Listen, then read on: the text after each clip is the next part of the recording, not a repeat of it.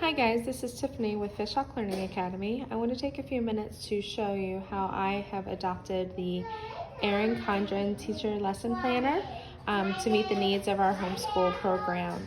Now, I have used the Erin Condren Teacher Planners for the last 3 years. I really love the design and how in-depth things are, and it makes it pretty easy to be able to accommodate for our homeschool program. So let's go ahead and get started. So this is the cover that I chose. I even was able to specialize the coils that I did, but this is removable, so if you wanted to switch it out mid-year that you could. I was even able to personalize it here, showing that our homeschool program. If you open up, you have a dry erase board here. You can use a permanent marker and then alcohol prep pads to be able to erase it, but here you can do like all kinds of planning, any kind of note taking that you need, or like reminders, any of that. I usually will use this when I'm taking notes on like areas that the kids needs improvements and things of that sort, so I'm able to put it right there. You come over here. This is just some personal information here. It's always important to put that in there just in case if I was to leave this book at like a class or homeschool co-op and that sort of thing. Come on this side. On here again, this is just personal information about my homeschool program on both of these. Now here I was able to, I put these strips here, and I will be able to put like passwords to different websites that we might use. So like if we have one of the subscriptions we have is Rosetta Stone, so I'll be able to put in my login information here just to be able to keep track of all those different program logins, as sometimes it can get overwhelming. Over here, I decided to do schedule and curriculum. So over here, I'm actually homeschooling my 3 kids this year. So it'll be my 12-year-old, or my 7th grader, my 2nd grader, and then of course my preschooler. So here is a copy of our schedule. We do more of a routine than actually like biding my time. So then the one on the left is my 12-year-old, my 7-year-old, and then of course my 3-year-old here, so that I can kind of get an idea. Morning basket I'm going to be doing on a loop schedule this year, so these are the different areas that we're going to be doing for that. And then down here is where I list like what curriculum we're going to be using for each of the different areas. On these 2 pages, I'm going to be using this as our read aloud log, our reading log. So any kind of read alouds that I do with the kids, then I'll be able to list the date, the author, and the title here on both of these pages. Then you get to like the year layout. So what I do is I just mark the main days first, like birthdays, first day that we're going to do. I follow like a typical school year, no school and those sort of things.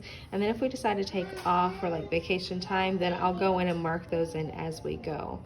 So, and this also even gives like a planner for the next school year as well, so you can kind of get an idea. The next 2 pages is actually my year in a glance. So I'm able to put what units we're going to be working on. Like I've got it color coded here. So we've got morning basket, language arts, math, science, and history. So I can put, what my goal is for these, like whenever we're going to be working on it. Now I always start in August, and then of course circle back around over here through May. So that's my typical school year. On these next pages, I actually, I use this book, Home Learning Year by Year, as a guideline, so that I can just kind of keep an idea of where my kids should be by the end of the school year, and see like what areas we could work on and those kinds of things. So what I've done here is I've actually color coded them. So language arts, so I've got, this is going to be my youngest, or my 7-year-old. This is going to be my oldest, and then of course my 3-year-old here. And I've got them color coded by like if it's, phonics work, or if it's writing and those kinds of things. Same thing over here with math. I've got it color coded by topics. So like you've got all of your number sense, and then you've got like all of your money, your geometry, all those different things. So again, over here, you know, I've got my 7-year-old and then compared to my 12-year-old here. Continuing on the back, then I've got, of course, my 3-year-old here. Then down here, I've got history, social studies, geography, and culture. So these are the different big topics we're going to be covering this school year. And the same thing with science. These are the big topics I'm going to be doing. And then, of course, I've got some optional units. I did leave some room here, so like if I wanted to add like some music standards or art standards, then I can put those in here as well. Okay. Then you've got a couple planning pages here. So I usually use that actually to kind of give myself a checkoff list of what to do over the summer to prepare, and then be able to be ready to rock and roll when it comes August time frame. Okay. So then for each of these months, I've got on here, you know, again, it has some planning pages. So I'll be putting like book lists for the units, so some books that I would like to get for each of these different units that we're going to be working on. And then, of course, any kind of resources, like if I pulled a Magic School Bus or a website or those kinds of things, I can just write them down right here and then have them at my fingertips. And then, of course, a monthly to-do list, and then any kind of supplies that I need to gather. Okay, now let's look at a monthly view here. I'm skipped over a little bit, but I have like my morning basket. I actually use Erin Condren customizable stickers so that I can put my morning basket topics here, and then I can just check them off as we go, so I can kind of keep track with my loop scheduling here.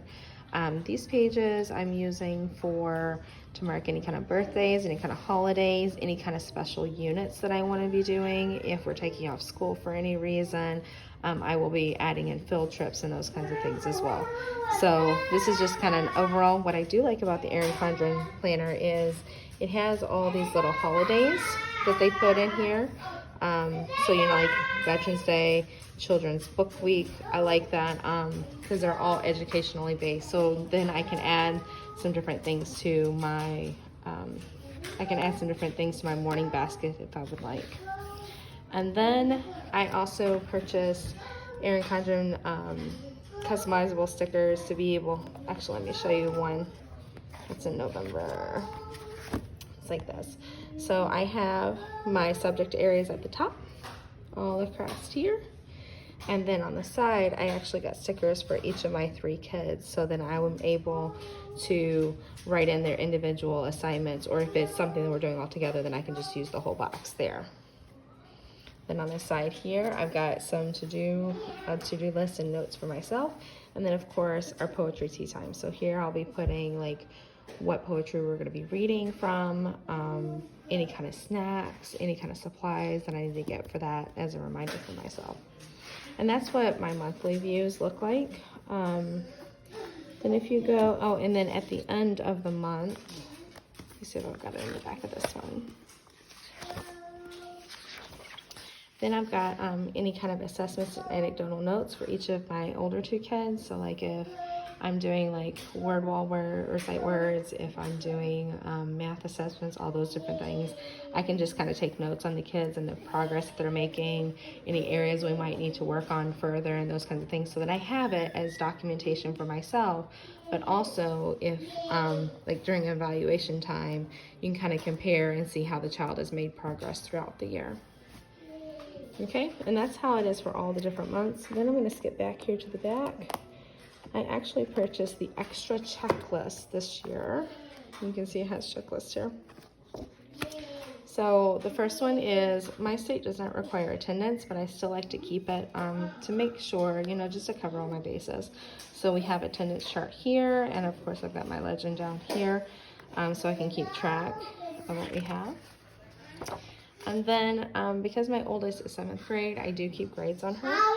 So then here, you know, I've got like language arts. I can check off the units or the lessons as we're going. And then of course I've got any kind of assessments and those kinds of things as well that I can record for the grades.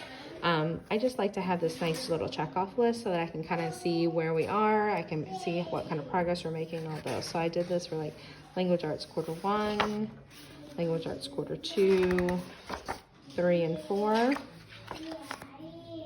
And same thing over here for math. We've got quarter 1. Now my daughter's is a little different this year. Hers are more like unit studies.